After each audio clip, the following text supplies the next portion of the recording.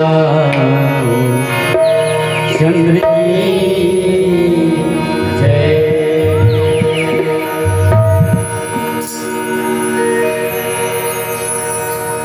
सावन के महीना में भगवान शंकर चैत का भी हमारे श्रोतागण माता पिता माना आए थे मीरपुर बेलपत्ता लेके धोआ चावल और संगे संग श्रीफल दाल चावल सब लेके आए मुर्दी में। कतका सुंदर महान पर्व है सावन महीना। भगवान भूत भान भोले बाबा के डमरू गाने के लिए ओम नमः शिवाय। अब ये साक्षात बैकुंठ में से धन्य हो तुलसी माता अवही में जीव थे बैकुंठ जाके ही रहते है राम कथा।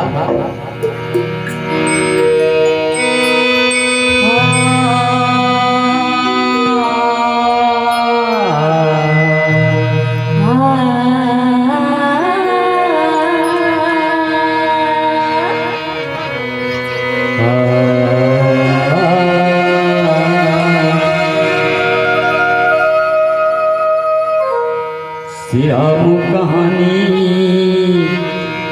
बैकुंठ सैनी